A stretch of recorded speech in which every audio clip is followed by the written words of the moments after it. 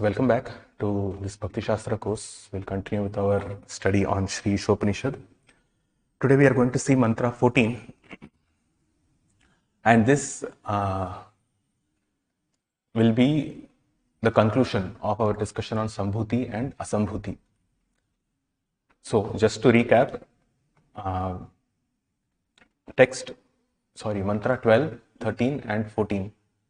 12, 13, 14, all three are speaking about Sambhuti and Asambhuti. And mantra 12 spoke about Sambhuti and Asambhuti as the permanent or the eternal manifestation or the Supreme Absolute who is permanent, and the temporary demigods. Okay, so that manifestation we discussed about.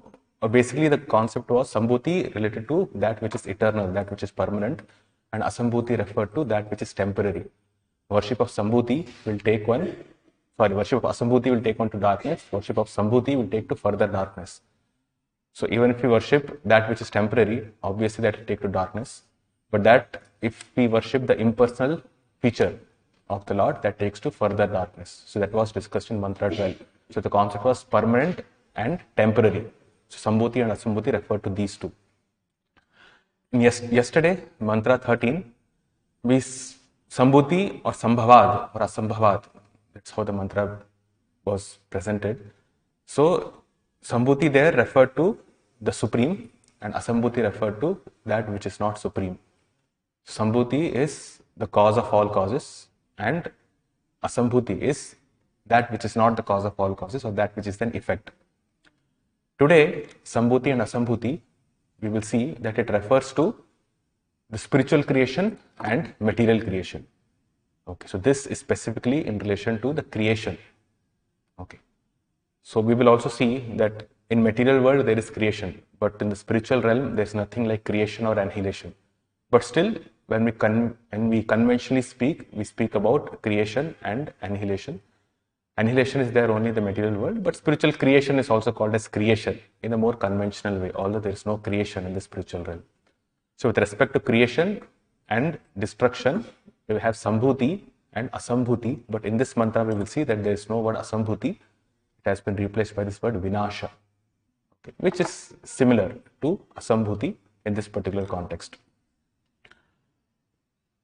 Okay, so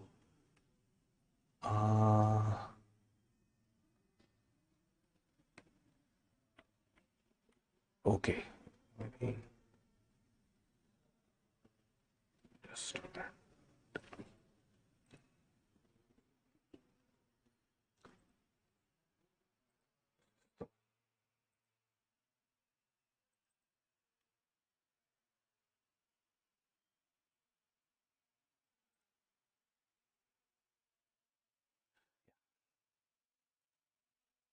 So before we get into this mantra 14, I just want to show you these divisions again. So if we see from mantra 1, we have discussed this before, that Swayambhuva Manu is being revealed these mantras by Yagyamurti to whom he is praying. Okay, and Swayambhuva Manu is the one who gave us Manu Samhita, and we discussed about that also, and in today's purport also it will come. So he is supposed to give instructions, or rather not supposed to give, but he is giving instructions to his descendants, to all humans, to all human beings. So these first 14 mantras of Īśopaniṣad are basically his instructions. Okay, the divisions are there.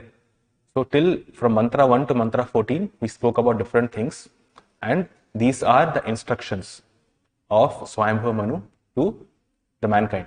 So first he explained about the Īśāvāsya principle, the Supreme Lord as all-pervading. He is the controller and owner of all. Then what will be the result if we follow this Īśāvāsya principle, and what will be the result if we do not follow the Īśāvāsya principle? That's mantra 2 and 3.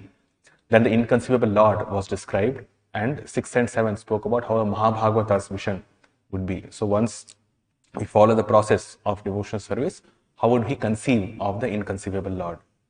Then understanding the Lord's transcendental form. Then Vidya and Avidya, how knowledge and ignorance can lead to different destination and also can be used for elevating one to the spiritual platform.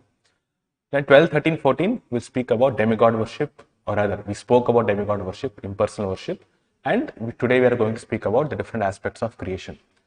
So Swayambhuva Manu is basically explained the philosophy of Krishna consciousness in the first 14 mantras, we can say.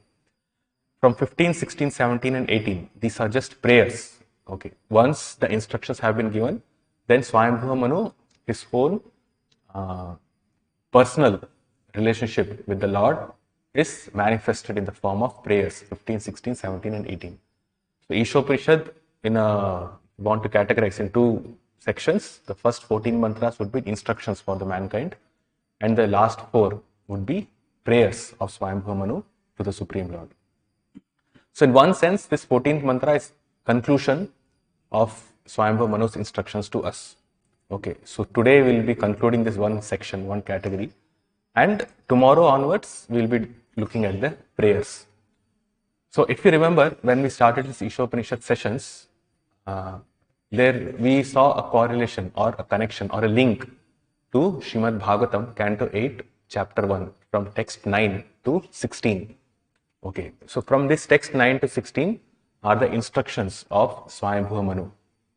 So today, this specific mantra refers to the 15th verse of 8th Canto, Chapter 1. So we will discuss that. And 16th verse is the conclusion of Swayambhuva Manu's prayers in Srimad Bhagavatam. So we'll discuss that also. Once we discuss this purport, we'll see as a reference link to 8.1.15 from Srimad Bhagavatam and 8.1.16 also. And then we'll also see some other references like this. Okay. So this is not the verse, this is mantra 12. We have to go to mantra 14.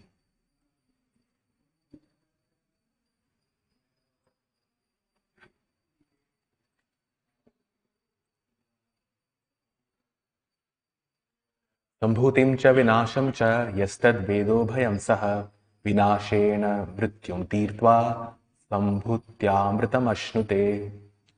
So this is very similar again to mantra 11, right? Vidya cha avidyam cha yastad vedo bhayam saha avidyam mrityum tirtva vidya amritam ashnute. Again, sambhutim and vinasham. So translation is, one should know perfectly the personality of Godhead Śrī Krishna and his transcendental name, form, qualities and pastimes, as well as the temporary material creation with its temporary demigods, men and animals. When one knows these, he surpasses death and the ephemeral cosmic manifestation with it. And in the eternal kingdom of God, he enjoys his eternal life of bliss and knowledge. So you see, Sambhutim is the eternal personality of Godhead, his transcendental name, form, pastimes, qualities and paraphernalia, and the variegatedness of his abode. Okay, so Srila Prabhupada will concentrate on this, the variegatedness of his abode, the spiritual manifestation. And Vinasham is the temporary material manifestation of demigods, men, animal, etc., with their false names, fame, etc. So the Lord's Sambhuti is transcendental name, form and pastimes, whereas Vinasham is false name and fame, because it's bound to be destroyed. This material creation is meant for destruction.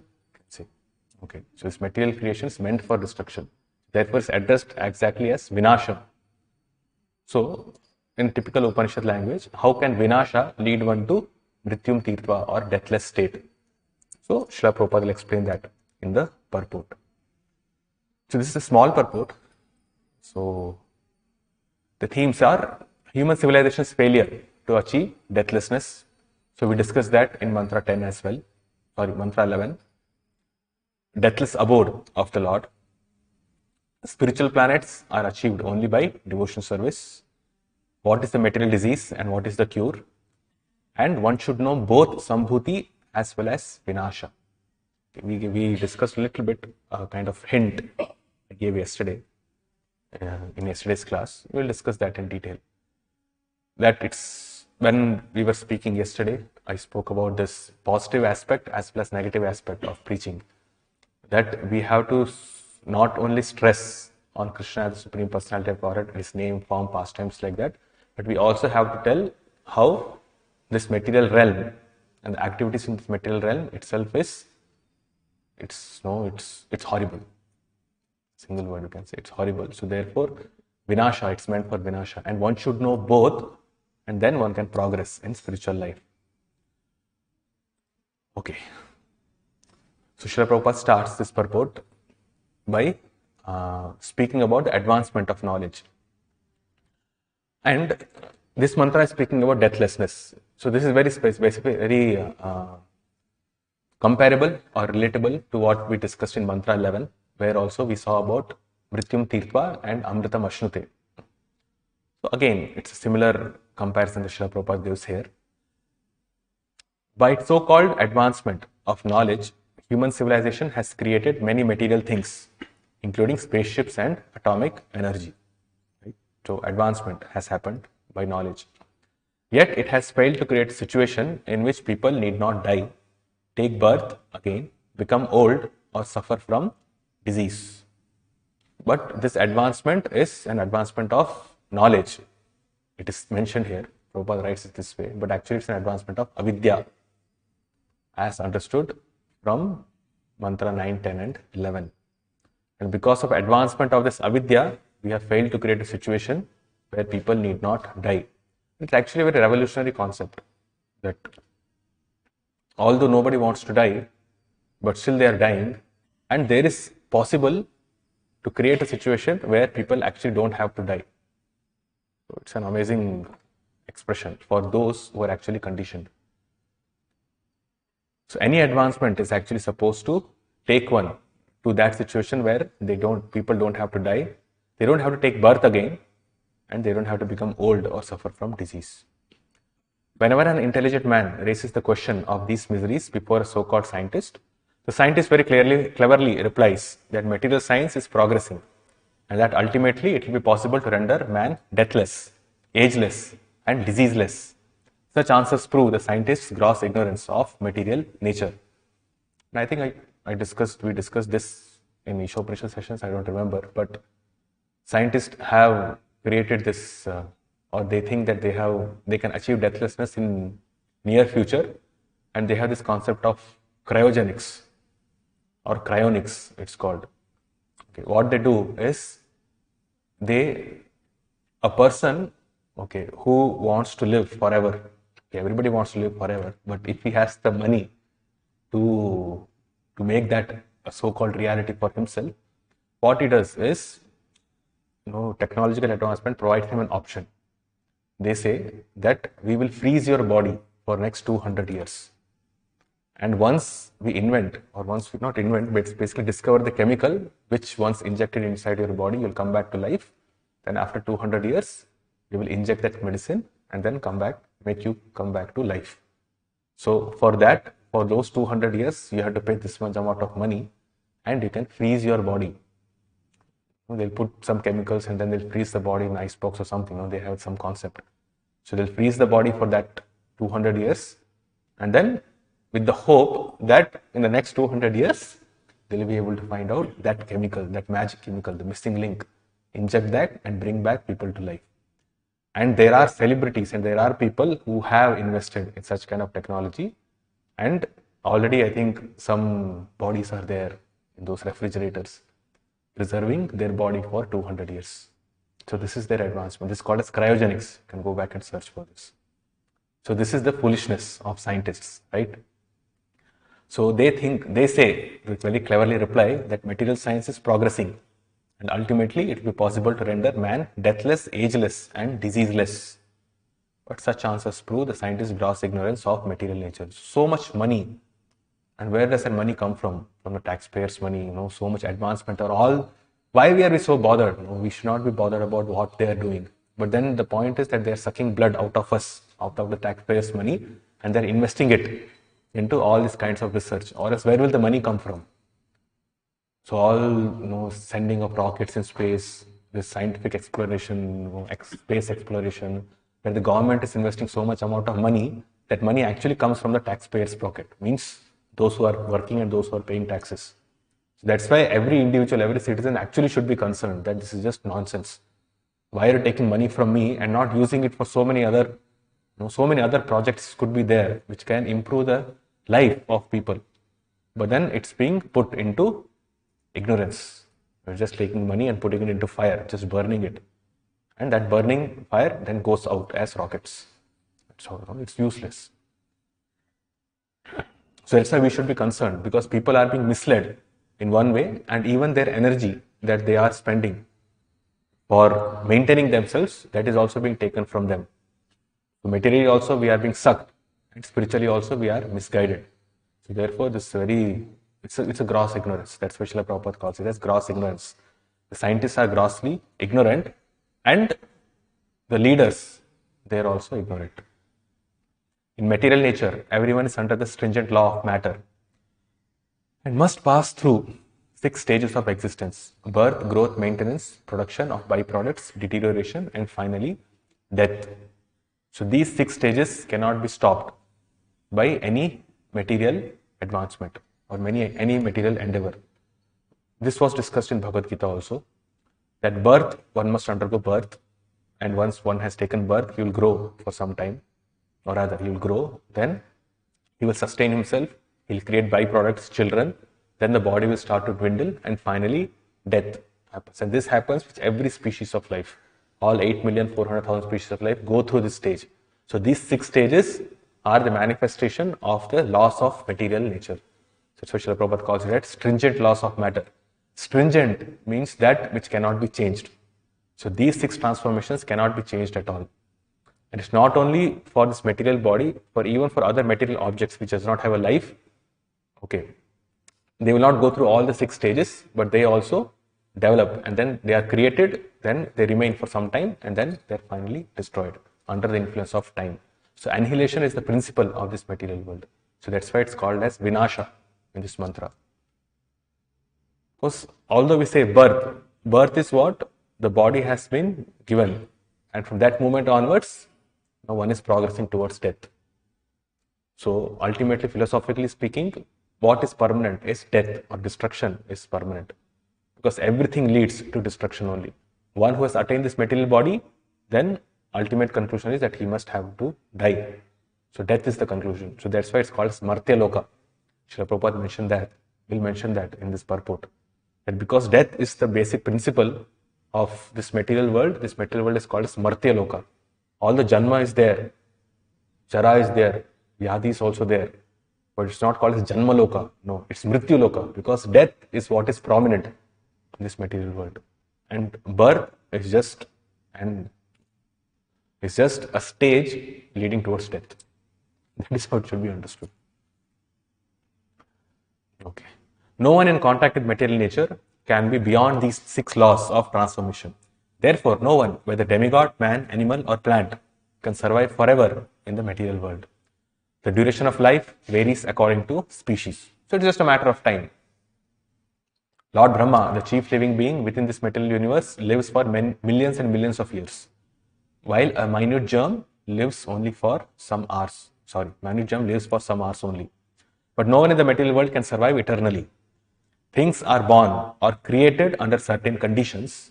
They stay for some time, and if they continue to live, they grow, procreate, gradually dwindle, and finally vanish. According to these laws, even the Brahmas, of which there are millions in different universes, are all liable to death either today or tomorrow.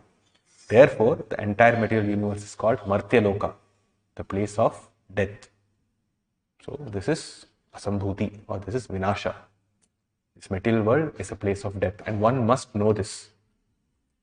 One who wants to progress in spiritual life, one must know that this place is a place where I cannot be happy. This place is a place where I cannot enjoy myself. Only with that detachment, one can have the determination towards spiritual life. We discussed this yesterday also. Without detachment, of course, Srimad Bhagavatam says, Vasudeva Bhagavati Bhakti Yoga Prayojataha Janatyasu Vairagyam Jnanam Chayat Ahitukam. By performing devotional service, one attains knowledge and detachment. That is there. But if Vairagya Vidya is not cultivated, or Vidya of Vairagya and Vidya together is not cultivated, then one cannot have a firm determination in his spiritual life. Attachment to material objects, attachment to sense gratification will not lead to firm determination in spiritual life. So detachment will come only when we understand, or when we are completely aware that whatever we do or whatever happiness I am seeking for, it will be temporary, it will be destroyed, and I cannot have any permanent settlement in this material world.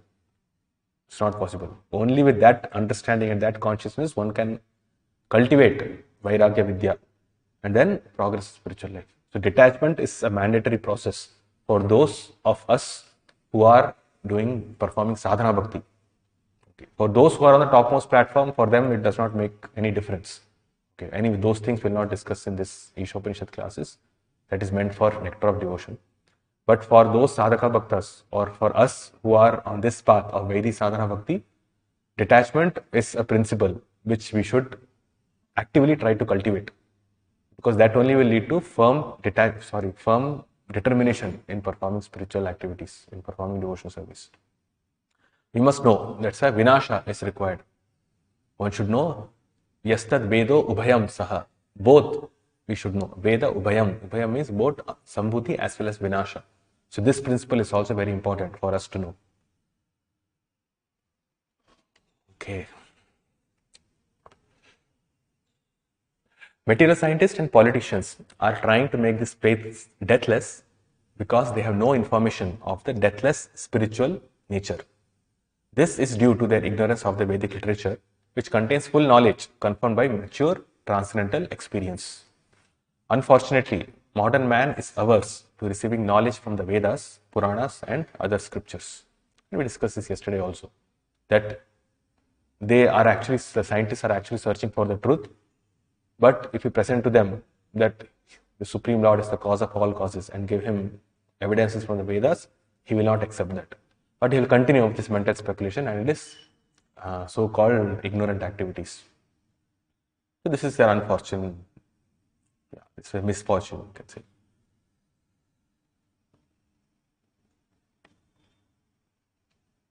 Right, so this also we have discussed several times in our Īśopaniṣad discussions, that in Vishnu Purana, there are 3 Shaktis mentioned. Vishnu Shakti Paraprokta, Kshetragnyakhya Tathapara, Avidya Karma Samnyaya, Tritiya Shaktir Īśyate.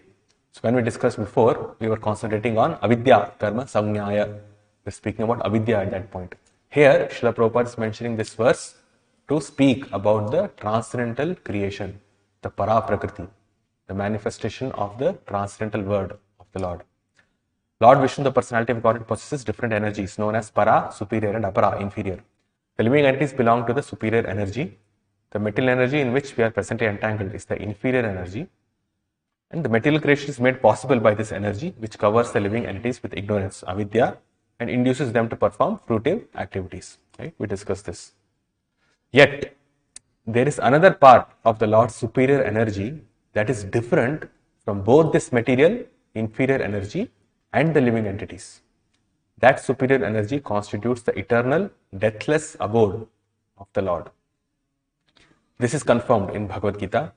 Parastasmatu bhavonyo vyakto avyaktat sanatanaha yasya sarveshu bhuteshu nashyat vinashyati. Yet there is another unmanifest nature which is eternal and is transcendental to this manifested and unmanifested matter. It is supreme and is never annihilated. When all in this world is annihilated, that part remains as it is. So, the endeavor or the impulse of a person to live eternally in this material world is actually inherent within him, because the living entity actually belongs to the spiritual world, which is the deathless abode of the Lord. So he is meant to be with the Lord, not remain here in this material world and try to make adjustments to remain deathless. This is an indication that one is supposed to remain in the spiritual world and not in this material world. All the material planets, upper, lower and intermediate, including the Sun, Moon and Venus, are scattered throughout the universe. These planets exist only during the lifetime of Brahma. Some lower planets, however, are vanquished after the end of one day of Brahma and are again created during the next day of Brahma. On the upper planets, time is calculated differently. One of our years is equal to only 24 hours or one day and night on many of the upper planets. The 4 ages of Earth, Satya, Treta, Dwapar and Kali, last only 12,000 years according to the time scale of the upper planets. So this is an explanation of the material universe.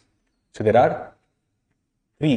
are 14 planetary systems, but can be categorized into 3: upper, lower, and intermediate. Right? Swargaloka, Martyaloka, or not Martyaloka, Swargaloka, and it's Bhur, Bhuva, and Swaha.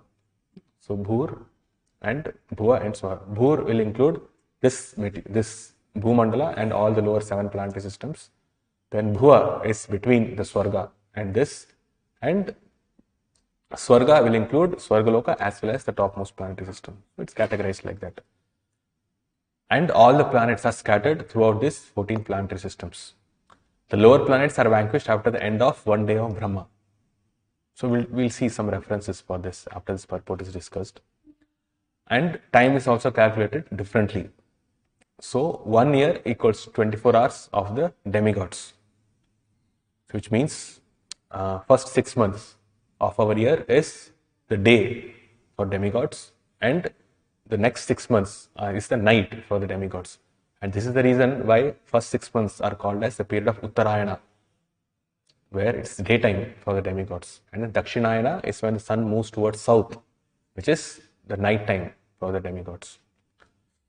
The 4 ages of earth last only 12,000 years according to the time scale of the upper planets. So Satya, Treta, Dwapar, Kali, these 4 yugas are not applicable in Swargaloka and above.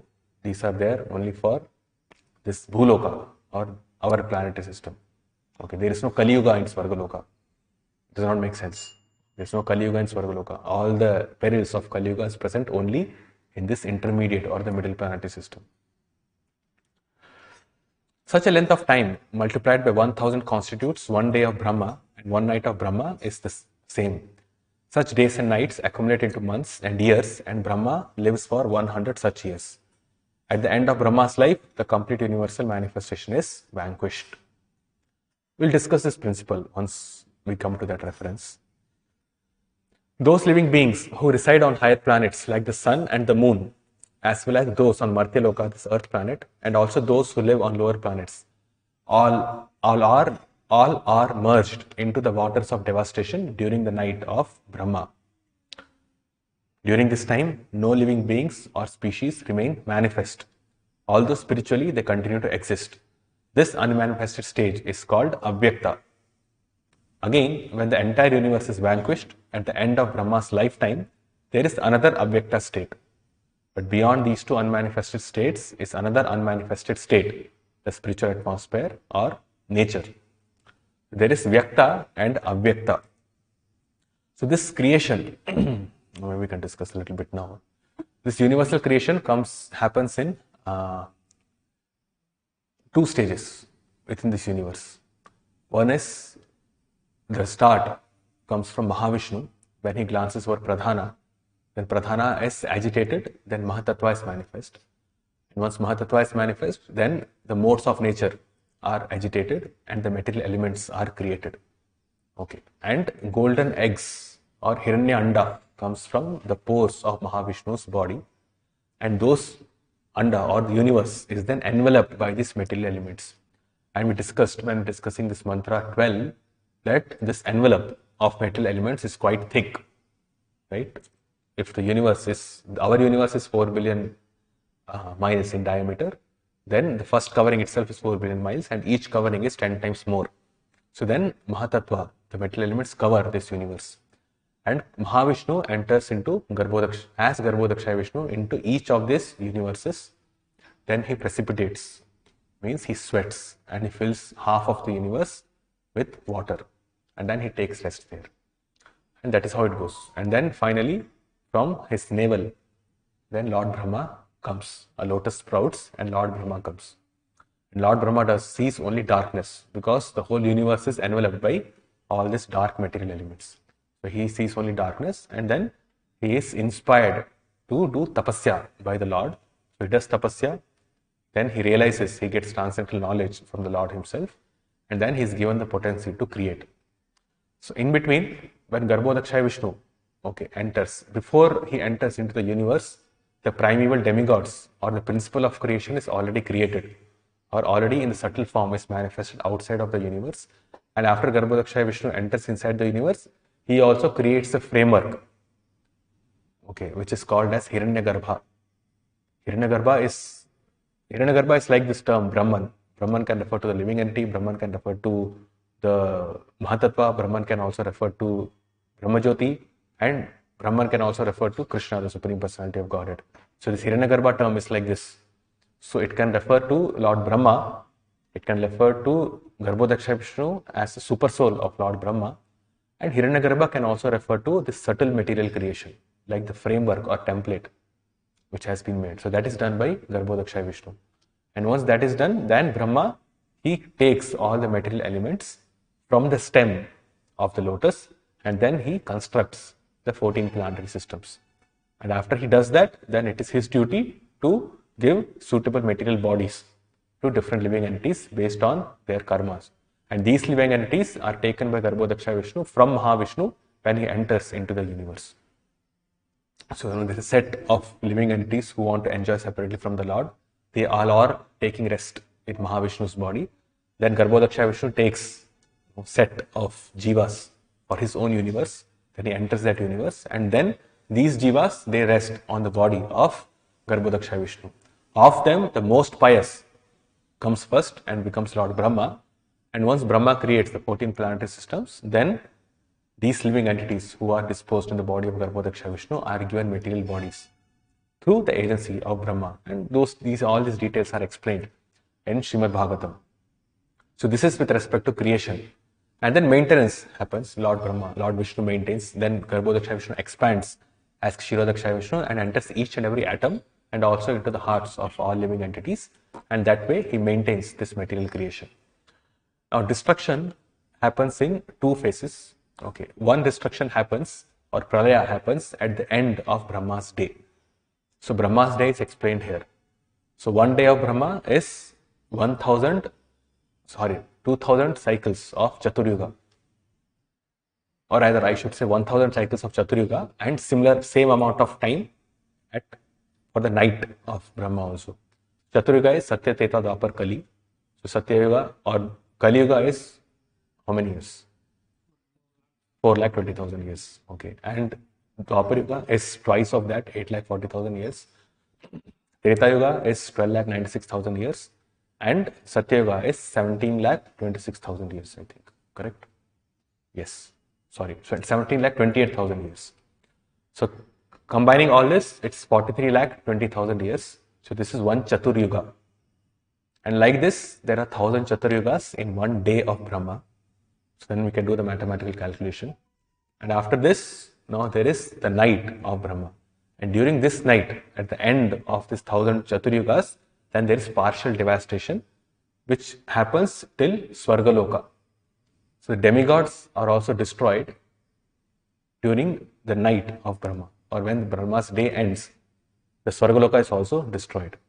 But the above planets, Janaloka, Tapaloka, Maharloka, Satyaloka, they remain. I think till Tapaloka also is destroyed. I'm not sure. But then till Swargaloka, definitely the Vinasha is there. It's destroyed.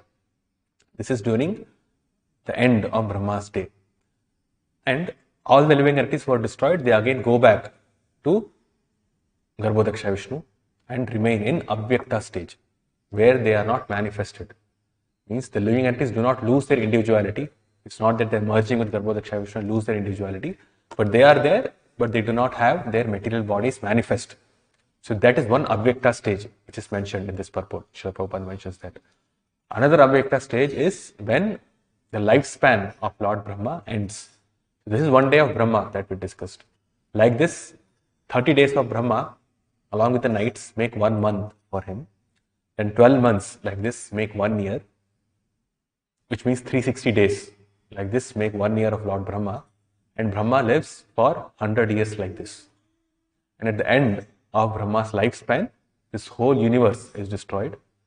Okay, Kshirodaksha Vishnu merges to Garbhodaksha Vishnu. Garbhodaksha Vishnu merges to Mahavishnu. And the universe is destroyed, and he takes all the living entities which are there, he takes them to Mahavishnu. And again, there's an Avyakta stage of these living entities on the body of Mahavishnu. So the two Avyakta stage which is mentioned is when the living entities and their activities are not manifested once during the end of Brahma's day, when they are disposed in the body of Garbhodaksha Vishnu. And the second Avyakta stage is when they are finally with Mahavishnu. Okay, so this is Avyakta stage where the creation is not manifest, or they do not have the vehicle to engage in their activities. But there is another state which is called as Avyakta, which is spiritual manifestation. It is called unmanifested because it does not come into being. It has not come into being and it will not come into being. Okay, just like the soul does not come into being, will not come into being, and did not come into being, spiritual nature is similar, obviously. Okay. So because it does not have a cause, the spiritual realm does not have a cause, it does not have, there's no specific time during which the spiritual world is created, it is also called as Avyakta. And another way or another point why it's called Avyakta is because it's unmanifest to all those who are in this material world. We cannot perceive of the spiritual world by remaining in this material world. So for us, it is Avyakta. It's unmanifested. We cannot see the manifestation of the spiritual world till we are here in this material world. That's why it's also called as Avyakta. One is because it's not created. That's why it's called Avyakta. There's no Avyakta stage. It's always Avyakta. And another is because we cannot conceive of it. So that's what Srila Prabhupada writes here, that beyond these two unmanifested states or two Avyakta states which we discussed, there is another unmanifested state, the spiritual atmosphere or nature. There are a great number of spiritual planets in this atmosphere, and these planets exist eternally, even when all the planets within this material universe are vanquished at the end of Brahma's life. So there is no annihilation in the spiritual world. There are many material universes, each under the jurisdiction of a Brahma, and this cosmic manifestation within the jurisdiction of the various Brahmas is but a display of 1/4 of the energy of the Lord, Ekapada Vibhuti. This is the inferior energy. Beyond the jurisdiction of Brahma is the spiritual nature, which is called Tripada Vibhuti, 3/4 of the Lord's energy. This is the superior energy or Paraprakriti. So the Lord's creation is infinite. Okay, so we cannot have a boundary to the spiritual world and material world, saying, okay, it's limited, and then we can divide it into 3/4 and 1/4. The expansion itself is infinite. But just to give us an understanding, it's mentioned that, see, we cannot say spiritual world is limited, so we cannot say 3/4. I hope you will be able to understand. So because it's not limited, we cannot just give a dimension to it. It's infinite. The spiritual realm is infinite. So when we say 3/4 and 1/4, how we should take it is that the energy or the vibhuti of the Lord, 3/4 of the potency of the Lord is manifested in the spiritual world, whereas only 1/4 of it is exhibited in this material world. And that itself is amazing to us, because the creation around us itself is amazing. And if we think of this universe with Brahma, as he said, and there are millions and millions of universes like this floating, just like bubbles on the Karna ocean, and which is only a partial space with compared to the occupied space of Lord Mahavishnu and the Karna ocean itself. Right? How many bubbles do we see in an ocean? Not many. The ocean is quite vast, but within that we see only few bubbles. Right? And these bubbles are the millions and millions and millions of universes within this material world, each having their own Brahma and Garbhodaksha Vishnu expanding like this. And this is only 1/4 of the material of the total vibhuti of the Lord. 3/4 of it exists in the spiritual world. Like this. So 1/4, you can say 1/4 of the living entities are here, whereas much more are there in the spiritual realm. So this is Ekapada Vibhuti and Tripada Vibhuti. And more details are there in the second canto of Srimad Bhagavatam, specifically in chapter 6 and chapter 9. If you want more details, Srila Prabhupada, I do have some references here, so we'll read from that. But more details are mentioned about this realm in second canto, so you can study that also. The predominating supreme person residing within the spiritual nature is Lord Shri Krishna, as confirmed in the Bhagavad Gita. So within the predominant supreme person within the spiritual nature is Shri Krishna, and he expands into each of the spiritual planets. It's unlimited expansions.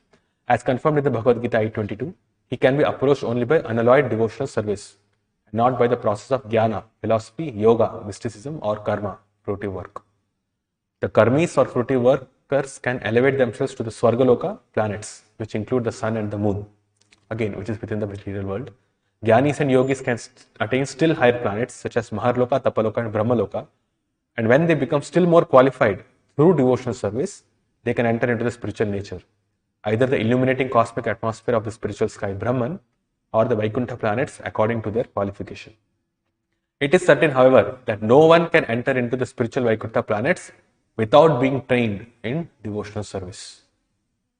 So this is perfect.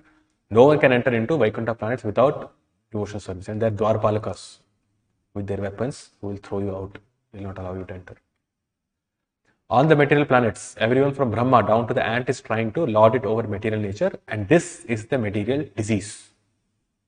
This is what keeps one within this material world. As long as this material disease continues, the living entity has to undergo the process of bodily change, the 6 transformations. Whether he takes the form of a man, demigod or animal, he ultimately has to endure an unmanifested condition during the 2 devastations. So, Avyakta stage means that one has gone through a devastation. Okay, a Vinasha has happened. So, 2 Vinashas have happened when he comes into this Avyakta stage. At the end of Brahma's day, there is Vinasha. So, one cannot have a permanent life. Now, why Srila Prabhupada is writing this? Because the mantra speaks about deathless state, about Mrityum Tirtva, Amritam Ashnute, about a deathless state. But within this material world itself, within this material realm itself, even if you make yourself so qualified as that of a demigod, you still have to undergo an unmanifested state. You still have to undergo destruction. And even if you elevate yourself to the post of Brahma, you still have to undergo an Avyakta stage. You still have to be destroyed at the end of the universe. So it does not matter how much material qualification one gains, one has to undergo destruction. But in the spiritual world, there is no destruction. Even for a grass on the spiritual world, there is no destruction. But here, you become Lord Brahma, you have to be destroyed. If we want to put an end to this process of repeated birth and death, as well as the concomitant factors of old age and disease, we must try to enter the spiritual planets, where we can live eternally in the association of Lord Krishna or his plenary expansions, his Narayana forms. Lord Krishna or his plenary expansions dominate every one of these innumerable planets, a fact confirmed with the Shruti mantras. Eko vashi sarvaga Krishna idyaha, eko pisan bahuda yo avibhati. No one can dominate Krishna. It is the conditioned soul who tries to dominate material nature and is instead subjected to the loss of material nature and the sufferings of repeated birth and death. The Lord comes here to re-establish the principles of religion, and the basic principle is the development of an attitude of surrender to Him. This is the Lord's last instruction in the Bhagavad Gita, Sarvadharmān Parityajya Māmekam Sharanam Vraja. Give up all other processes and just surrender onto me alone. What is Krishna saying? Don't try to struggle. Don't struggle to make an eternal life in this material world. That is not possible. You try to dominate the material nature, you will become more and more entangled, and you have to undergo this repeated birth and death. Right? This is the instruction that Krishna gives in Bhagavad Gita. So he says, surrender onto me, and that way I will make you deathless. I will give you Amrita. I will take you to that place where you don't have to die. So this is what he is telling us. But because people are foolish, we do not want to accept it. Unfortunately, foolish men have misinterpreted this prime teaching and misled the masses of people in diverse ways. Although Krishna is very clear, to attain the deathless state, this is what you are supposed to do. But foolish men have misinterpreted, and we have discussed this before also. People have been urged to open hospitals, but not to educate themselves to enter into the spiritual kingdom by devotional service. They have been taught to take interest only in temporary relief work, which can never bring real happiness to the living entity, because one has to endure death. They start varieties of public and semi-governmental institutions to tackle the devastating power of nature. Devastating power of nature means nature will always lead to devastation. It always leads to destruction. But they don't know how to pacify insurmountable nature. Many men are advertised as great scholars of the Bhagavad Gita, but they overlook the Gita's message by which material nature can be pacified. Powerful nature can be pacified only by awakening of God consciousness, as clearly pointed out in the Bhagavad Gita 7:14. Right? Devi Hesha Gunamai Mama Maya Duratyaya Mamevaya Prapadyante Maya Metam Tarandite. to surrender onto me, and that way you can cross over this insurmountable nature. You can cross over this devastating power of nature. It's possible only through that. So the conclusion is, in this mantra, Śrī Īśopaniṣad teaches that one must perfectly know both Sambhuti, the personality of Godhead, and Vinasha, the temporary material manifestation, side by side. By knowing the material manifestation alone, one cannot be saved. For in the course of nature, there is devastation at every moment. Ahani hani bhutani gachantiha yamalayam. Nor can one be saved from these devastations by the opening of hospitals. One can be saved only by complete knowledge of the eternal life of bliss and awareness. The whole Vedic scheme is meant to educate men in this art of attaining eternal life. The prerogative of every living entity to attain eternal life. Knowing this material manifestation alone, one cannot be saved. And working only this material world also, one cannot be saved. People are often misguided by temporary attractive things based on sense gratification, but service rendered to the sense objects is both misleading and degrading. It's misleading as well as degrading. We must therefore save ourselves and our fellow men and our fellow man in the right way. So preaching should be done. That's the indication here. There's no question of liking or disliking the truth. That's what it is. No, there is no question. I like it, I do not like it, I want to do it, I do not want to do it. No, it doesn't work. There's no question of liking or disliking the truth. It is there. The truth is there. The truth about the material nature is there. Ephemeral cosmic manifestation is there. The truth about the spiritual nature is there. And it must be accepted.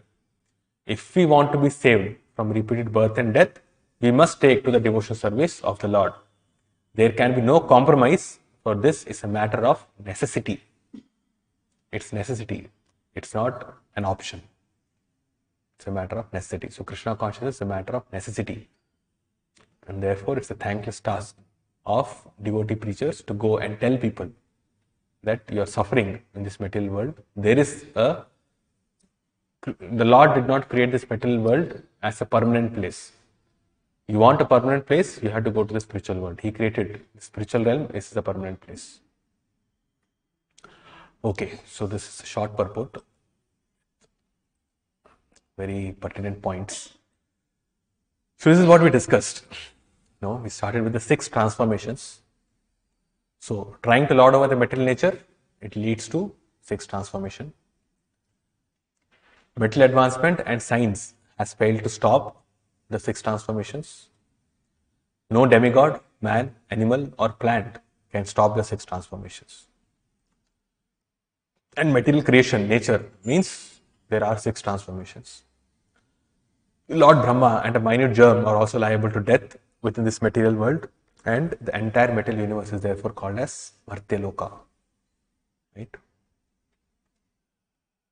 So there are 3 energies of Lord Vishnu. One is the living entities, Paraprakti, Kshetrajñākhya, Tathapara, and Avidya Karma Samyānya, that refers to living entities. Material energy is Ekapada Vibhuti, that is there, 1/4. 3/4 is superior energy, Tripada Vibhuti, and material creation is made possible from this material energy. This material creation is primarily categorized into 3 planetary systems. In the upper planets, 24 hours is equal to 1 year of human being. So that's the planets of the demigods. The lower planets are vanquished at the end of the day of Lord Brahma. Lord Brahma's lifespan is 100 multiplied by 360 such days. And there are 2 Avyakta stages. Okay, and we discussed about this material Avyakta. But then there is this spiritual Avyakta also, which belongs to the superior energy of the Lord, Tripada Vibhuti. And then this energy manifests the spiritual planets, which is eternal, transcendental and supreme. Shri Krishna, or the Lord, and his expansions dominate each of these spiritual planets. The Lord comes to the material world to establish religion, and his last instruction in Bhagavad Gita is to surrender unto him. And the process which is followed by karmis, can lead only to Swargaloka. Those followed by Jnanis and Yogis will lead to Maharloka and Tapaloka and Brahmaloka. And that followed by, or the process of unalloyed devotional service will lead one to Vaikuntha planets. And those residents of Maharloka, Tapaloka and Brahmaloka, when they become more qualified through devotional service, they can also enter into the Vaikuntha planets. And the Avyakta stage definitely is this Vaikuntha planets. Okay, so this is what we discussed. Then, as usual, in all these purports, Srila Prabhupada makes a mention of the foolish people or the great scholars. So we have been seeing now, who are those foolish people? Those who worship the demigods, those who are Vedavadanatas, those who are Maya Bharata Jnanas, those who are materialistic people, those who are engaged in impersonalistic worship, those who misrepresent the teachings of Bhagavad Gita. So they all have been categorized as foolish people, and we have been seeing this in the past 4 or 5 mantras of Śrī Īśopaniṣad. This purport also, Srila Prabhupada speaks about those foolish people, and he says they do not know how to pacify insurmountable time. They are interested in temporary relief work only and open hospitals, public and semi-governmental institutions. They are advertised as great scholars but overlook Bhagavad Gita, by which material nature can be pacified. They do not know that nature can be pacified by awakening Krishna consciousness. They are misguided by temporary service, which is both misleading and degrading. So, with respect to this particular mantra, Sambhuti and Vinasha should be known perfectly by a person who wants to go and achieve the state of deathlessness. Mrityum tirtha amritam ashnute. So, Vinasha alone is not sufficient because there's the devastation at every moment. One can be saved by complete knowledge of eternal life. There's no question of liking or disliking. One must take to devotional service, and there's no compromise because it's a matter of necessity. Okay, so this is what has been discussed in this purport. We'll see some references. Okay, first is the link of this mantra to Srimad Bhagavatam.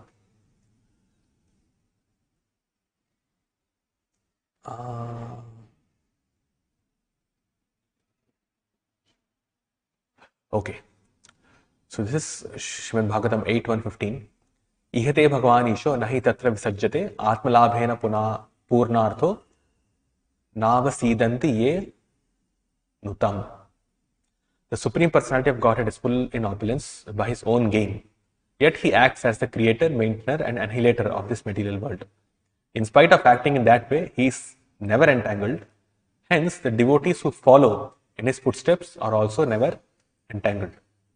So, if you see the last section of Srila Prabhupada's purport, he says those who one can achieve the state of deathlessness by rendering devotional service or by only through devotional service because it's a matter of necessity. So this is similar where Swami Manu is praying that because the Lord is never entangled, devotees who follow in his footsteps are also never entangled, which means they achieve the state of deathlessness. So Srila Prabhupada writes in the purport that work should be done as a sacrifice to Vishnu. If we do not act in Krishna consciousness, we shall be entangled like silkworms in cocoons. The Supreme Personality of Godhead Krishna appears in order to teach us how to work, so that we will not be entangled in this material world. Our real problem is that we are entangled in materialistic activities, and because we are conditioned, our struggle continues through punishment in material existence in one body after another. So attaining material body is actually a punishment. We should look at it that way. Okay, we should not think I have got a very nice body, now I'll be able to enjoy myself. But that is the consciousness that every conditioned living entity has. I have got this body has tremendous amount of facilities for sense gratification, therefore let me enjoy this. But what is the proper understanding of Vinasha? That this body is actually a punishment. And it's very amazing just to understand, because although this material body seems to give or afford lots and lots of opportunities for happiness and enjoyment, because we do not understand the nature of the living entity, or actually the nature, we do not realize our own nature, we think that whatever we get in this material world is enough for me, or whatever enjoyment I get in this material world, that is the topmost enjoyment. It cannot be. The amount of happiness the amount of satisfaction, contentment, or the bliss which the living entity is actually, he has the right for, is so much that at this point we cannot even understand it. That's how covered we are. Just like this universe is covered with this multifarious layers, each 10 times more. Similarly, our consciousness is also covered with much more thickness of matter, the subtle body specifically. Right? The gross body is definitely covered, but the subtle body, our body is just like a universe, Srila Prabhupada said. This body is just like a universe. And just like the universe has everything which is required for its maintenance, sustenance, and finally it's destroyed, similarly our bodies are also maintained for some time, created, maintained for some time, and destroyed. And all the material elements interact with this material body. So which means our consciousness is completely covered by these material elements. So therefore we cannot even fathom how much we are capable of and how little or how minuscule we have made ourselves by resorting to this material nature. So it's a punishment. We should understand that it's a punishment.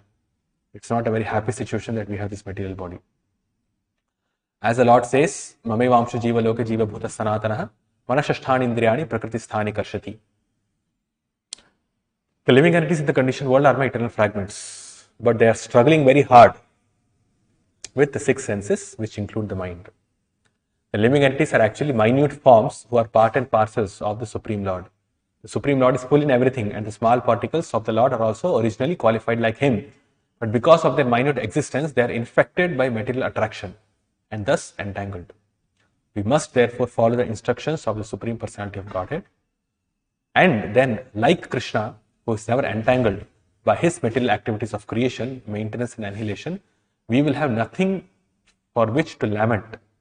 Krishna personally gives instructions in Bhagavad Gita, and anyone who follows these instructions is liberated. So, we, by following his instructions, although we may be interacting with material nature, still we will never be entangled. That's why we say, pure devotees are beyond the modes.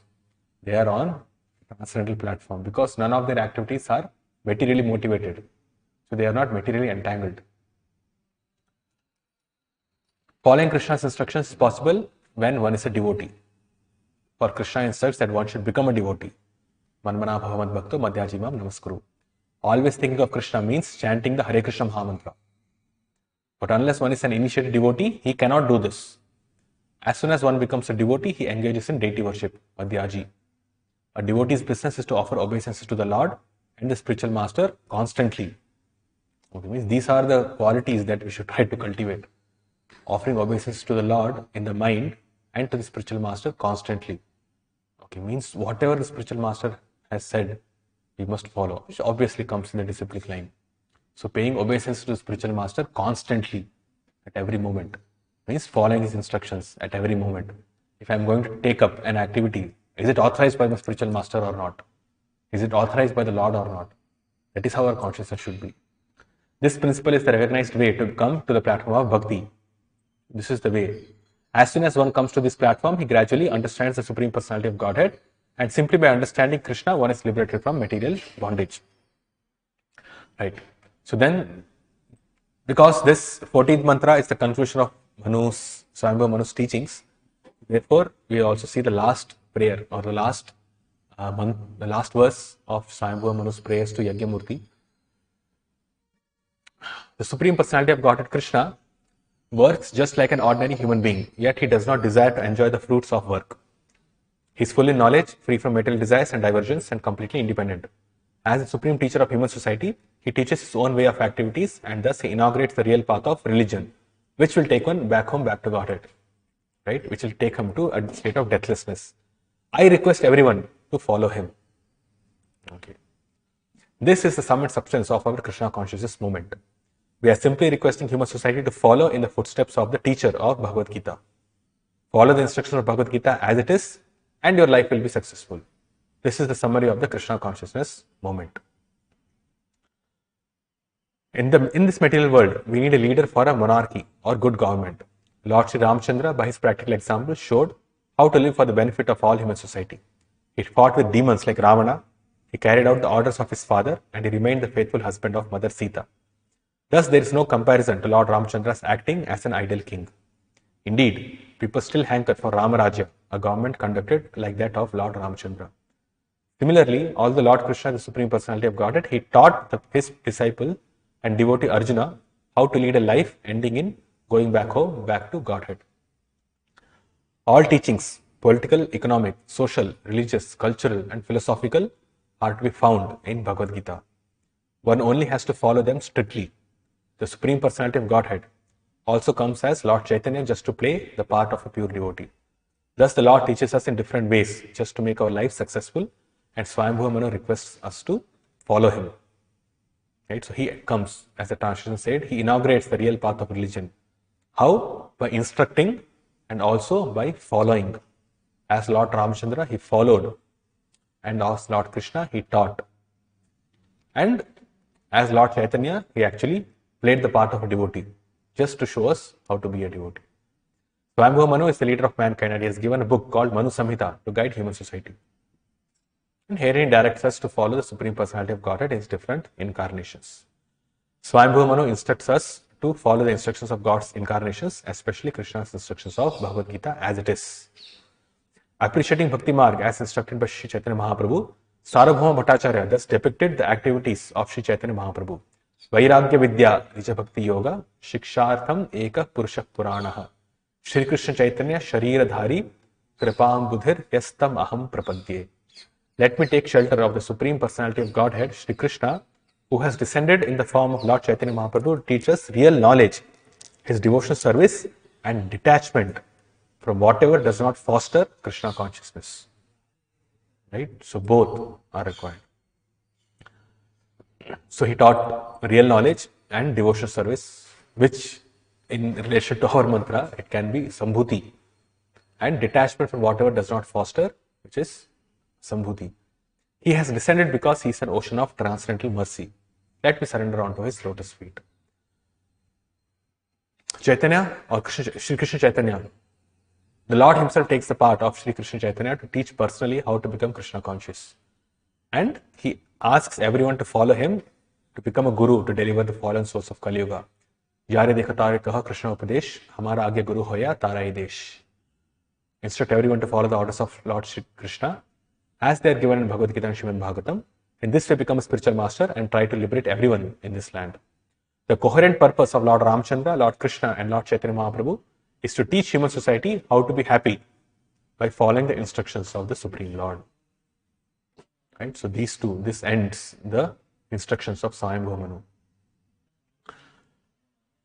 So this particular reference quote taken from Bhagavad Gita, chapter 8, text 17, we have already discussed that in Bhagavad Gita.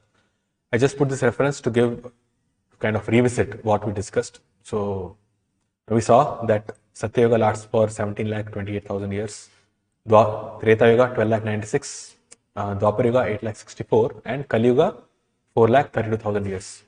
And in Kali Yuga there is abundance of strife, ignorance, irreligion, and vice. So in Kali Yuga, then the Lord appears as Kalki Avatar and he kills and starts another Satya Yuga, and that's how the 4 yugas go through each of this, like Satya, Treta, Dwapar, Kali, and at the end of Kali, Kalki Avatar comes. Then he initiates Satya Yuga also. These 4 yugas rotating 1,000 times comprise 1 day of Brahma, and the same number comprise 1 night. Brahma lives 100 of such years and then dies. It comes to 301 trillion and 40 billion earth years. But by these calculations, life of Brahma seems fantastic and interminable. But from the viewpoint of eternity, it is as brief as a lightning flash.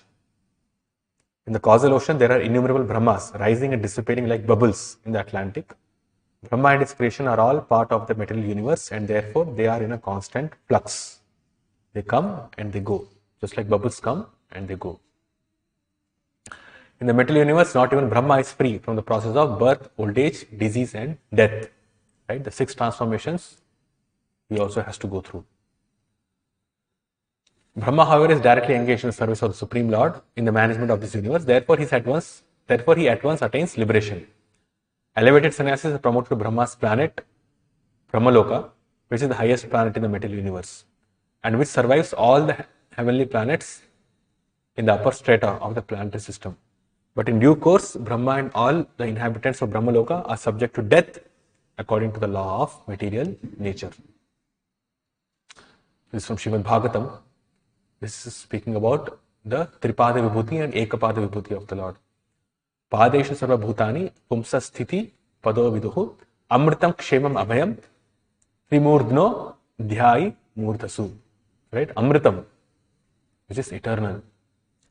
The Supreme Personality of Godhead is to be known as the supreme reservoir of all material opulences, which constitute the 1/4 of his energy. So, Ekapada Vibhuti, 1/4 of his energy is manifested as the material world, in which all the conditioned living entities exist. Deathlessness, fearlessness, and freedom from the anxieties of old age and disease exist in the kingdom of God, which is beyond the 3 higher planetary systems and beyond the material coverings. So these 4, deathlessness, fearlessness, freedom from anxieties of old age and disease. Srila Prabhupada speaks about that. He says, one out of the total manifestation of the Sandhini energy of the Lord, 1/4 is displayed in the material world and 3/4 are displayed in the spiritual world. The Lord's energy is divided into 3 component parts, namely Sandhini, Samvit and Hladini. In other words, he is the full manifestation of existence, knowledge and bliss. Existence corresponds to Sandhini, Samvit corresponds to knowledge and Hladini corresponds to bliss. In the material world, such a sense of existence, knowledge and pleasure is meagerly exhibited. And why this is so? Because this material world also exhibits the Sandhini potency of the Lord, but in a perverted, reflected manner. So therefore, the existence is exhibited it's merely exhibited that way. All the living entities who are minute parts and parcels of the Lord are eligible to relish such consciousness of existence, knowledge and bliss very minutely in the liberated stage. Whereas in the conditioned stage of material existence, they can hardly appreciate what is the factual, existential, cognizable and pure happiness of life. Right? This is what we discussed. That in the conditioned stage, when we are covered with this material body, we can hardly appreciate what spiritual creation would be. The liberated souls who exist in far greater numerical strength than the souls in the material world and factually experience the potency of the above mentioned Sandhini, Samvit and Hladini energies of the Lord in the matter of deathlessness, fearlessness and freedom from old age and disease. In the material world, the planetary systems are arranged in 3 spheres called Triloka or Swarga, Martya and Patala, and all of them constitute only 1/4 of the total Sandhini energy. Right? So this 1/4 actually is not within this one universe itself, but actually the whole material creation. Okay. But the manifestation of the 1/4 can be seen in Swarga, Martya and Patal Loka, so which is the manifestation of the total Sandhini energy. Beyond that is the spiritual sky, where the Vaikuntha planets exist beyond the coverings of 7 material strata. In none of the Triloka planetary systems can one experience the status of immortality, full knowledge and full bliss. The upper 3 planetary systems are called Satvika planets because they provide facilities for a long duration of life and relative freedom from diseases and old age, as well as a sense of fearlessness. The great sages and saints are promoted beyond the heavenly planets to Maharloka, but that also is not the place of complete fearlessness, because at the end of one kalpa, Maharloka is annihilated. It means at the end of Brahma's one day, Maharloka is also annihilated. So one has to go to a higher planetary system. And the inhabitants have to transport themselves to still higher planets. Yet, even on these planets, no one is immune to death.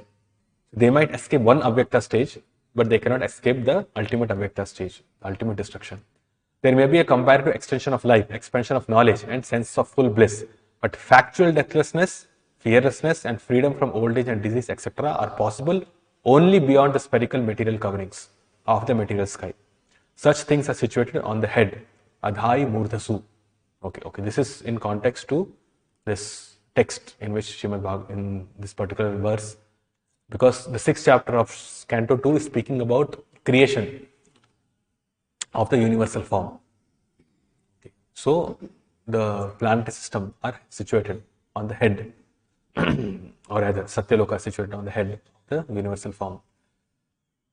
The next is Padastrayo Bahishchasan Aprajanam Ya Ashramaha Antastrilokyastva Aparo Grihamedo Brihadvrtaha.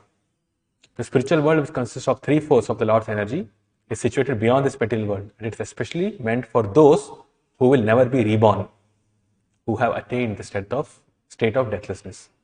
Others who are attached to family life and who do not strictly follow celibacy vows must live within the three material worlds.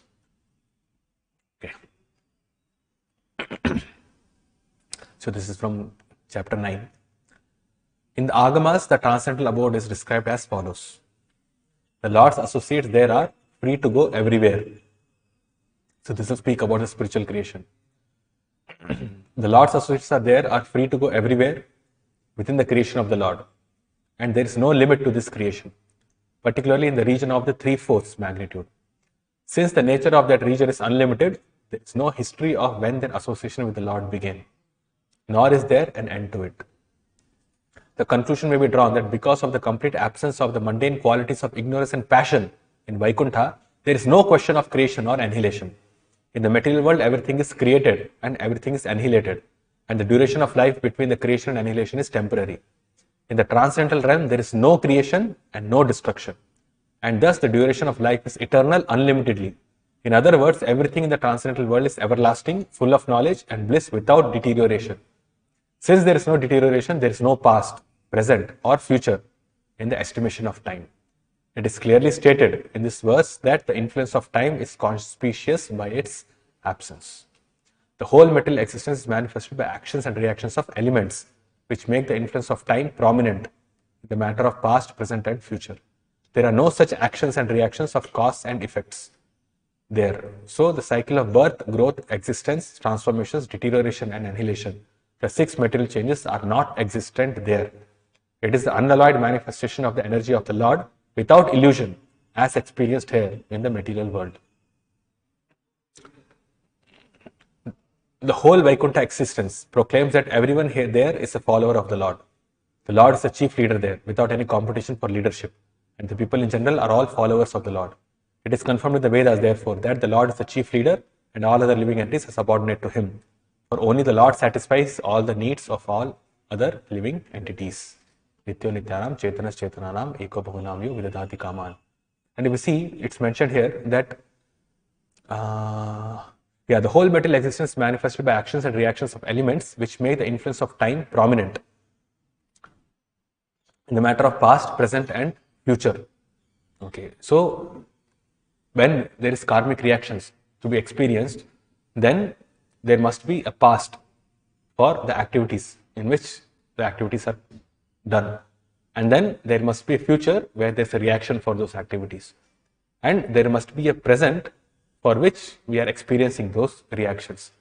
Okay, so karmic reactions means there's a necessity to have the time so that there can be past, present and future. Okay, this specifically from philosophically speaking, it should be understood in that way. So because one cannot do an activity and get the result at the same time. Okay, so material activities, they produce reactions, they produce results, they produce fruits which have to be experienced in the future. And there have been activities which are created in the past for which one has to experience the good or bad results either now or in the future. So there must be a scale of time to have these fruitive activities in place, or karma in place. And karma is what binds a living entity to this material world, because he wants to perform these materialistic activities. So therefore there is a scope, or there is an influence of time which is prominent within this creation. In the spiritual world, the activity itself, can say, is the result. Okay, because everything is done in pure consciousness of Krishna consciousness. So there is no result that has to be gained. When we are doing devotional service, that itself is the result. And doing service itself gives pleasure. It's a topmost bliss. It gives happiness. It satisfies Krishna. There is nothing like there's a reaction that should come from Krishna or from the spiritual nature in future. No, the activities themselves are complete in themselves. So they don't have to bear any fruit. Devotional service, complete it itself. Association with Krishna, separation from Krishna, all the different varieties of spiritual manifestation itself, they are complete in themselves. So there is no influence of time in that way in the spiritual realm, because there's nothing to be gained. Each and every moment is full of bliss. There is no good reaction, there is no bad reaction. There is not something which we have to gain, or we have to become qualified to gain a particular reaction, or we have to attain another body to gain a particular reaction. There's nothing like this. Because we are in our eternal constitutional position, whatever we do is perfect. Obviously, because whatever we do is in respect to devotional service to Krishna. So that way there is no influence of time. When we say there is no influence of time, it does not mean that they don't have any sense of yesterday, today and tomorrow. That is there for the sake of pastimes. Okay, but the activity itself is complete in itself. So there is no result to be gained. Each and every moment is spent only for pleasing Krishna, for making Krishna happy. That way the activities are complete. That way there is no influence of time. Okay, so these two types of dissolution we have already discussed. So I'll skim this. So this is from Chaitanya Charitamrita. So this is the final conclusion. So these references from now on, there will be some 5 or 6 references. We will see how Srila Prabhupada says that we must worship the Lord to attain the state of deathlessness. One should worship the Supreme Personality of Godhead who appears in this age of Kali with his associates as the Panchatattva. In this age, an intelligent person worships the Panchatattva by the method of chanting the Hare Krishna Maha Mantra and, if possible, distributing prasadam. Our Krishna consciousness movement is introducing this bona fide method of worship in the Western world. Its members are going from village to village and town to town with deities of Lord Chaitanya Mahaprabhu, teaching people how to worship the Lord by chanting the Hare Krishna Mantra, offering prasadam and distributing prasadam to people in general. One should worship Lord Chaitanya Mahaprabhu and his 4 associates, the Panchatattva, by distributing prasadam and holding congregational chanting. Indeed, that yajna or sacrifice is most recommended in this age of Kali. In this age, other yajnas are not possible to perform, but this yajna can be performed everywhere and anywhere without difficulty. Simply by chanting the holy name of Krishna, one can obtain freedom from material existence. Indeed, simply by chanting the Hare Krishna Mantra, one will be able to see the lotus feet of the Lord. When Srila Prabhupada in his lecture says, Yajna Sankirtanai Prayehi. Those who are joining the Sankirtan Yajna, they are very intelligent, Sumedasa. They are not all hodgepodge, Alpamedasa, something this, something that, something. No. Just fix up your mind in Sankirtan Yajna. Your life will be successful. Therefore, it is called Sumedasa. Yajna Sankirtana Praye Yajantihi Sumedasa. The Krishna conscious movement is therefore distributing, supplying information to the entire human society to the effect that by simply chanting the Hare Krishna Mantra, one can become perfect in this life and go back home, back to Godhead. So this is the method of attaining Sabhuti, or going to the Supreme Lord. One should especially seek the society of Brahmanas who are elevated to the position of Vaishnavas. Thus, discussion of Srimad Bhagavatam, which describes the character and pastimes of devotees and the Lord, is very quickly effective. The International Society for Krishna Consciousness has been organized for this purpose. Anyone who comes in contact with the society automatically becomes a devotee. We have actual experience that many karmis and others come to the society and find a very pleasing and peaceful atmosphere in the temples of ISKCON. Okay. The purport is that one cannot live outside the society of devotees. One must live in the association of devotees where there is constant chanting and hearing of the glories of the Lord. So these are all indicative of, not indicative, but instructions of what we are supposed to do to attain this deathless state. The main purpose of the Krishna consciousness movement is to enlighten the forgetful living entity and remind him of his original Krishna consciousness. Everyone has dormant love for Krishna and the culture and devotion that has to be awakened. There are so many places Srila Prabhupada spoke like this. Okay, so this is also similar. The topmost benediction for those who are living in this material world and are subjected to the repetition of birth and death, transmigration, is association with pure devotees. One should search out such pure devotees and remain with them. This will make one completely happy, even though living within the material world. This Krishna conscious movement is started for that purpose. A person who is overly affected materially may take advantage of this movement and become intimately associated with it. Right? One should simply endeavor to return back home, back to Godhead, then all problems will be solved. Yeah, so these are all similar. This thing, and specifically for people of India, Srila Prabhupada writes, the inhabitants of Bharatvarsha are gradually becoming degraded, mlechas and yavanas. How then will they teach others? Therefore, this Krishna consciousness movement has been started not only for the inhabitants of Bharatvarsha, but for all the people of the world, as announced by Chaitanya Mahaprabhu.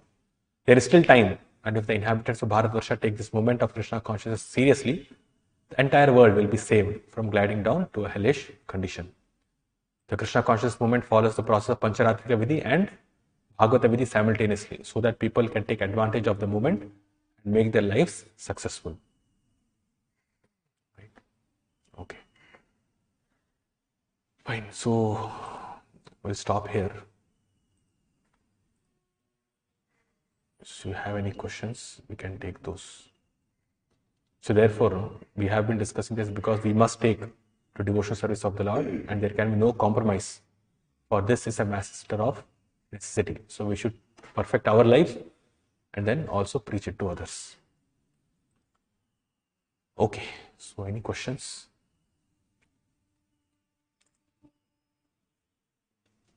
Yes, Prabhu. Dhruvaloka also will devastate? Dhruvaloka. The question is, will Dhruvaloka will devastate? No. Dhruvaloka will not undergo devastation in both the devastations. It's a spiritual planet. So, but it is within material. Spiritual planet within this material world. Yes. What will happen? What will happen? Okay. What will happen? So, it's like this, no?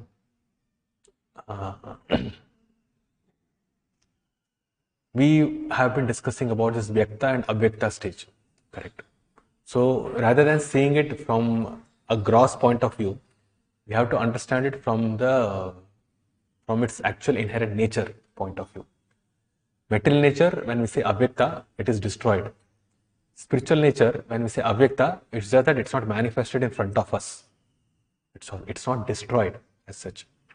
So, just like within this, or to speak of Dhruvaloka, within this, or Bharat Bhumi, Earth, India itself, we have Vrindavan, okay, which is non-different from Goloka Vrindavan in the spiritual world. We have Mayapur or Navadvip, which is non-different from the Navadvip in the spiritual world. So, when we speak that this Bhuloka will be destroyed, it will go to the Avyakta stage at the end of Lord Brahma's one day. Can we say that Vrindavan also is destroyed, Navadvip also is destroyed? No, it's just that they become unmanifest. Because their spiritual nature, they become invisible to our eyes. They are not destroyed. So it is to be understood in that way. Okay, because the spiritual realm of Vrindavan is not made up of material elements. Although to us it looks like material elements, but actually it is not made up of material elements. And those who have purified vision, it said, no, there's a verse, I forgot, which says that they can see the pastime, the Sankirtan movement or the Sankirtan of Chaitanya Mahaprabhu at Navadvip during night time. Those who are fortunate, they can see the movement, Chaitanya Mahaprabhu doing Sankirtan in Navadvip, even now, right at this moment. Tonight also they can see. So because this is a spiritual manifestation, and to our mundane eyes, it looks as if it's made up of matter, material elements, but it's not made up of material elements. It's completely spiritual. So when we say Avyakta, they disappear or they are manifest to our eyes. But does not mean that they're destroyed, just like other material manifestations are destroyed. So Dhruvaloka is similar. Although the planet is there within this material world, it is not made up of material elements. Okay, it's a spiritual planet. So it becomes unmanifest when the universe merges into Mahavishnu. But Dhruvaloka definitely would exist in the spiritual world. And when another material universe is created and this pastime happens, or I don't know the technical details, but whenever Dhruvaloka had to be manifest, it manifests as the direct expansion of the Dhruvaloka in the spiritual world. So that way it always remains spiritual. So we have to see it from the spiritual nature and material nature point of view, and not from the gross destruction point of view. That's how we should understand. So spiritual planet, spiritual realm is never annihilated during destruction. Okay. And many places, Prabhupada is saying this, even Brahmaloka there will be what disease, old age. Yes. But in Sivan Bhavata, we can find Brahmaloka there will be. Yeah, in Brahmaloka, yeah. Old age. Yes, in Brahmaloka, there is no, birth, old age and disease. Old age is there. Lord Brahma himself becomes old. But there is no there is no tapa, there is no intense anxiety because of disease. Disease and birth itself. Once you are born, then you have a very long lifetime. So birth and these perils of old age, although people do become old, Lord Brahma becomes old, but he will not have the perils or the lack of energy that we go through when one becomes old, when we become old. Right? When we are old, we cannot do anything. But then Brahma has to do creation till the last day of his life. Right? When we say 100 years he lives, the last day he has to do creation. The same way when he did creation during the first day of his life. So although he becomes old, he does have enough potency to carry out that creation during the last day of his life also. He becomes old, but then there is no enough anxiety or there is no weakness because of old age. So Srimad Bhagavatam also explains that although there is no gross or there is no this manifestation of old age and disease as it's experienced within this like here, but there is a sense of compassion, or there is a sense of I can say compassion, or I not say sorrow. They are sad that people in this material world are suffering from old age, disease and death. Okay, so that way there's a little bit of tapa because of other people suffering. They also have some anxiety, which is because of the people within this material world, but they themselves do not undergo the disease. They don't get disease in Brahmaloka, in Satyaloka. But Srila Prabhupada, I think he conventionally writes this way. He's saying within this material world, everybody has to undergo, in a sense that even if you become Brahma, but you do not perfect your life, you have to come down and again undergo birth, death, old age and disease. So because everything leads to that, any position in the material world leads to that. Even Lord Brahma's position also, maybe not in this lifetime, but in the next lifetime, he also has to undergo this problem of disease. That's also possible. And if we see, in Srimad Bhagavatam itself, Lord Brahma also becomes anxious when he's creating different beings. When he created Rudra to populate this world, he started creating horrible creatures who are meant only to destroy the world, but not to create anything in this world. So he became anxious. Okay, and then he created these demons and they started chasing him. They wanted to kill him, like that. So he also got anxious a little bit, although he's in Satyaloka like this. And by seeing the demigod suffering, Hiranyakashipu performing tapasya and all, he is bound to give benedictions to him. So although he is the supreme controller of this universe, within this universe at least, still, he gets affected by that, and he gets worried. Oh, I have given this much to Hiranyakashipu. Now what will he go do to the universe? I was bound to give that much benedictions to him. Now what will he do? So there's some anxieties there. So nobody can be free of anxiety in this material world. So that way, there's a manifestation of, you can call that anxiety as a disease. So that's there. It can be understood that way. Okay, anything else? Yes, Prabhu. Just trying to understand, the shloka talks about trying to study both the spiritual and the material, that is instruction. Why is it necessary to study both at the same time? Just trying to understand, just like negative preaching and positive preaching. Yes. From the negative preaching, I can understand that too much of a negative will make a person depressed, that he will lose hope.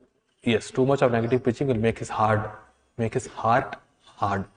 Yes. That's one side of it. But yes. Too much of something very positive, what effect would the person would have? Because actually he's getting positive inspiration that isn't. Yes. Okay. So the question is, we in this particular mantra and the previous mantra also spoke about Sambhuti and Asambhuti, and why both should be cultivated. Why we should know about both the eternal realm as well as destruction, both the spiritual creation as well as the material creation. And yesterday's mantra also we discussed how about negative preaching and positive preaching. That negative preaching, if we stress much on negative preaching, then it will make a person's heart hard-hearted. Okay, but why too much of positive preaching also is not or why it's not recommended, why negative preaching should also be there, or negative conception should also be there, or negativity towards this material world also is required. So the reason is that positive preaching, or speaking positively only about Krishna consciousness and other things, it is good, but it does not act effectively when there is contamination within the heart. See, obviously, Krishna Katha is purification.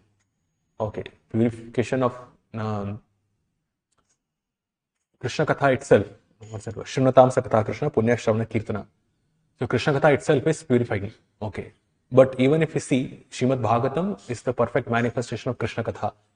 And what do we see? There's lots of discussion about this material world, about the temporary nature of this material world, about the perils of sense gratification, and so many stories and narrations are there which speak about that.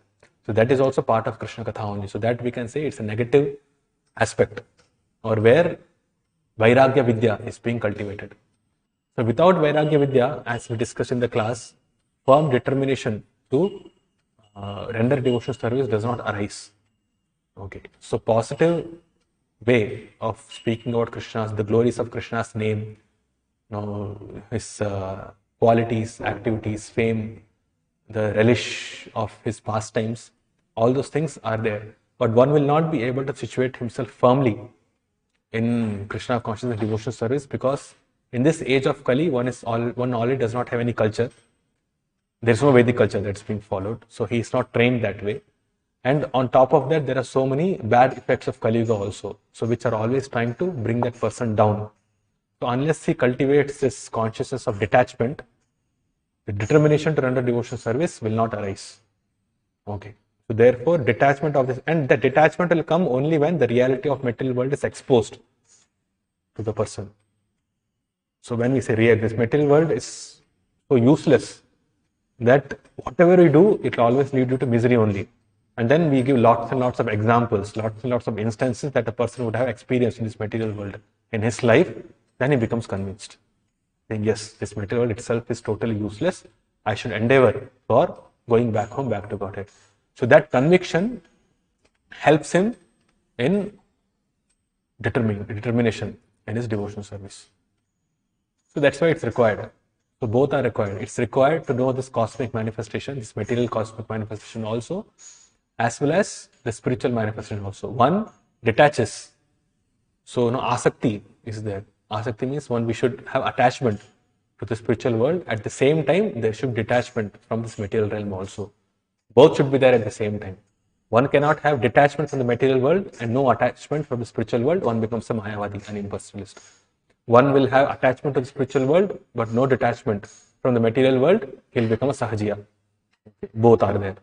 So only when one has detachment from the material world and attachment to the spiritual world, then he'll progress properly in the spiritual world, to the spiritual progress.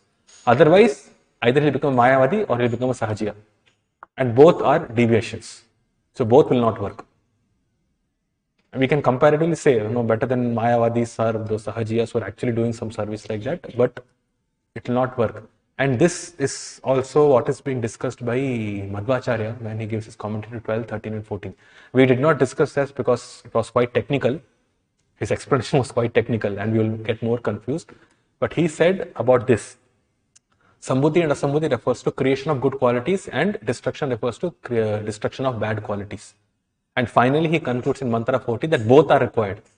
Creation of good qualities is also required and destruction of bad qualities is also required for one to progress steadily on the path of devotional service. Only this and only that will not work. And then in Mantra 12 he says, no, if you think that the Lord only destroys bad qualities but does not create good qualities, we'll go to darker regions. And if you think that Lord only creates good qualities but does not destroy bad qualities, then one goes to further darkness. Now we have to understand, because he did not give any commentary on this, I think. There's only translation. So how is that? That we did not discuss, because it will kind of confuse. But Srila Prabhupada's purport itself is clear, because these three mantras, 12, 13 and 14, he discusses about these three different things of Sambhuti. First one is speaking about the permanent nature and the temporary nature, about the worship of Supreme Lord and about the worship of demigods. Worship of impersonal nature and worship of the demigods. Worship of demigods take you into darker region. Worship of the impersonal absolute takes you further darkness. Second mantra or the 13th mantra spoke about the cause of all causes as that which is supreme and that which is not supreme, the cause of all causes and that which is just an effect. So what happens when that? And then 14th mantra spoke about the material creation and the spiritual creation. So one should know both material creation as well as spiritual creation, and then only he can attain the state of deathlessness. Mrityum tirtha amritam ashnute, like this. So both are required. So therefore both should be. And Srimad Bhagavatam is a perfect example where the first 3 cantos is speaking only about creation. And in fact, the first 9, there is not much mention about the spiritual world at all. In second canto, in the third canto, I think, the spiritual world is mentioned. I think in the second canto itself, the Vaikuntha planets are mentioned. But just as an indication, because Lord Brahma, after doing his tapasya, he saw those Vaikuntha planets. And whatever he saw, he's narrating that to Narad Muni in the second canto. Okay, so that is explained, and that's it. And after that, then there is chapters and chapters of creation of the subtle form, the universal form, and then the gross creation, that again comes in the third canto. Then Sankhya Yoga is spoken by Kapil Dev in the third canto. Then fourth canto speaks about creation, the activities of people in this material world. So actually it's speaking only about the 14 Manus. Srimad Bhagavatam is actually speaking about the 14 Manus. The Manvantara Katha is what takes from the third canto, I think, starts from fourth canto and it takes one till the 12th canto. And within that, then there are different pastimes of the Lord. That's how it's structured. So mostly we are speaking only about the activities in this material world. We are not speaking much about the spiritual activities, spiritual world at all. When the Lord comes, he performs activities in this material world, that is completely spiritual. And even when Krishna's activities are mentioned in the 10th canto, those activities are not of the Goloka Vrindavan, but actually of that which he manifested in this material world. So one should know both the spiritual manifestations in this material world as well as the real nature of this material cosmic manifestation. That way one can achieve pure devotional service. Okay, I think it's time, so we'll stop. Śrīla Prabhupada ki, Śrī Īśopaniṣad ki.